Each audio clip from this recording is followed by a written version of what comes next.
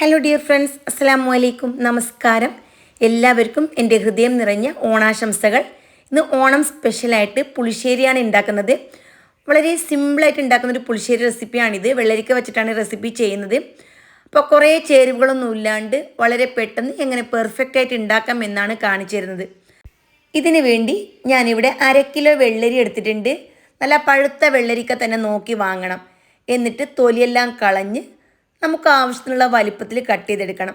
എന്നിട്ട് ഞാനിത് കുക്കറിലാണ് കുക്ക് ചെയ്യുന്നത്. അപ്പോൾ വളരെ പെട്ടെന്ന് തന്നെ റെഡിയാക്കി എടുക്കാൻ പറ്റും. കുക്കറിലേക്ക് വെള്ളരിക്ക, അതേപോലെ 1/2 കപ്പ് വെള്ളം, ആവശ്യത്തിന് ഉപ്പ്, അല്പം മഞ്ഞൾപ്പൊടി, ഇത് ഇത്രയും ചേർത്തിട്ട് ഒരൊറ്റ വിസിൽ, ഒരു വിസിൽ വരുമ്പോൾ ഓഫാക്കി സ്റ്റീമെല്ലാം പോയി നമുക്ക് ഉപയോഗിക്കാം. ഒരു മിക്സിയുടെ ജാറിലേക്ക് കുറച്ച് കറിവേപ്പിലയും 3 പച്ചമുളകും 1 മുറി തേങ്ങയും ചേർത്ത് കൊടുത്തു. പിന്നെ 1/2 ടീസ്പൂൺ ചെറിയ ജീരകം, 1/2 ടീസ്പൂൺ മഞ്ഞൾപ്പൊടി എന്നിവ ചേർത്ത് ആദ്യം ഒന്ന് ക്രഷ് ചെയ്തെടുക്കണം. എന്നിട്ട് വീണ്ടും 1/2 കപ്പ് വെള്ളം ഒഴിച്ചിട്ട് നല്ല പേസ്റ്റ് പോലെ അരച്ചെടുക്കണം. ഇനി ഇതേ മിക്സിയുടെ ജാറിലേക്ക് 1 കപ്പ് തൈര് ചേർത്ത് ഒന്ന് ജസ്റ്റ് അടിച്ചെടുക്കുന്നുണ്ട്. അപ്പോൾ ഇത് പുളിശ്ശേരി തൈര് തന്നെ വാങ്ങാൻ കിട്ടും. ആ തൈരാണ് ഞാൻ എടുത്തിട്ടുള്ളത്. പുളിയുള്ള തൈരാണെങ്കിൽ കുറച്ച് കൂടുതൽ ടേസ്റ്റി ആയിരിക്കും. വെള്ളരി വെന്ത് സ്റ്റീമെല്ലാം പോയതിന് ശേഷം കുക്കർ തുറക്കണം. അപ്പോൾ സ്റ്റീം പോയതിന് ശേഷം മാത്രം കുക്കർ തുറന്നാൽ മതി. ഒരൊറ്റ വിസിലാണ്. 1/2 കപ്പ് വെള്ളമാണ് ചേർത്തത്. കറക്റ്റ് വെള്ളത്തിൻ്റെ പാകമാണ്. ഇനി ഇതിലേക്ക് നമുക്ക് അരച്ച് വെച്ചിരിക്കുന്ന പേസ്റ്റ് ഉണ്ടല്ലോ, അത് ചേർത്ത് കൊടുക്കണം. നല്ല ഫൈൻ പേസ്റ്റായിട്ട് തന്നെ അരച്ചെടുക്കണം. ഇനി പുളിശ്ശേരിക്ക് വെള്ളം കൂടുതൽ വേണമെന്നുണ്ടെങ്കിൽ കൂടുതൽ ചേർത്ത് കൊടുക്കാം. ഞാനിവിടെ 1/2 കപ്പ് അരക്കുന്ന സമയത്തും 1/2 കപ്പ് വേവിക്കുന്ന സമയത്തുമാണ് ചേർത്തിട്ടുള്ളത്. അതേപോലെ തന്നെ 1 കപ്പ് തൈരും കൂടി ചേർത്ത് കൊടുക്കുന്നുണ്ട്. ഇനി ജസ്റ്റ് ഒന്ന് ചൂടാക്കി എടുക്കാം. അരച്ച അരപ്പ് ഒന്ന് വേവണം. അതിനുശേഷം നമുക്ക് അടിച്ച് വെച്ചിരിക്കുന്ന ആ തൈരും കൂടി ചേർത്ത് കൊടുക്കണം.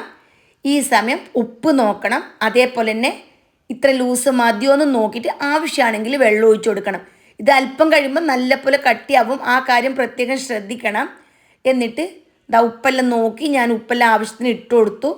ഒരു പാൻ ചൂടാക്കി വെളിച്ചെണ്ണ ഒഴിച്ചു കൊടുക്കണം. അപ്പോൾ ഇത് താളിക്കുമ്പോൾ വെളിച്ചെണ്ണ തന്നെ ഉപയോഗിക്കണം. അപ്പോഴാണ് കൂടുതൽ ടേസ്റ്റ്, നല്ല നാടൻ ടേസ്റ്റ് കിട്ടൽ. കടുക് ഇതിലേക്ക് 1 ടീസ്പൂൺ ചേർത്ത് നല്ല പോലെ പൊട്ടിക്കഴിയുമ്പോൾ ഞാൻ വറ്റൽ മുളക് ചേർത്ത് കൊടുക്കുന്നുണ്ട്. 2 or 3 ചേർത്ത് കൊടുക്കാം. അപ്പോൾ അതിന് മുമ്പായിട്ട് ഉലുവ നിങ്ങളുടെ കയ്യിലുണ്ടെങ്കിൽ 1/2 ടീസ്പൂണോ 1/4 ടീസ്പൂണോ ചേർത്ത് കൊടുക്കാം. പിന്നെ കുറച്ച് കറിവേപ്പിലയും കൂടി ചേർത്ത് കൊടുക്കണം. ഇത്രയും ചേർത്തതിന് ശേഷം നമ്മളിത് കറിയിലേക്ക് ഒഴിച്ചു കൊടുക്കുന്നുണ്ട്. എന്നിട്ട് നല്ല പോലെ മൂടി വെക്കണം. ജസ്റ്റ് ഇതിങ്ങനെ ഒന്ന് ഇളക്കിയാൽ മതി, കൂടുതൽ ഇളക്കണ്ട. മൂടി വെച്ച് ഒരു 10 മിനിറ്റോ അരമണിക്കൂറൊക്കെ കഴിഞ്ഞ് തുറന്നാൽ മതി. അപ്പോഴത്തേക്കും ഇതിൻ്റെ ഫ്ലേവറെല്ലാം എല്ലാ ഭാഗത്തും എത്തുകയും ചെയ്യും. കറിയെല്ലാം നല്ല കുറുകി കിട്ടുകയും ചെയ്യും. അടിപൊളി ടേസ്റ്റാണ്. ഇതേ രീതിയിൽ നിങ്ങളൊരു പ്രാവശ്യം ട്രൈ ചെയ്ത് നോക്കുക. 1/2 കിലോ വെള്ളരിക്ക, 1 കപ്പ് തൈരും മൊത്തത്തിൽ 1 കപ്പ് വെള്ളമാണ് ഞാൻ ഒഴിച്ചിട്ടുള്ളത്. പിന്നെ ആദ്യം 1/2 ടേബിൾ സ്പൂൺ ഉപ്പ് ചേർത്തിട്ടുണ്ടായിരുന്നു. പിന്നീട് നോക്കിയിട്ട് ചേർത്ത് കൊടുക്കാം. അപ്പോൾ എല്ലാവരും ട്രൈ ചെയ്യണം, ഫീഡ്ബാക്ക് അറിയിക്കണം. റെസിപ്പി ഇഷ്ടപ്പെട്ടെന്ന് തോന്നിയാൽ എല്ലാവർക്കും ഷെയർ ചെയ്ത് സപ്പോർട്ട് ചെയ്യണം. അപ്പോൾ വീണ്ടും കാണാം. Bye bye.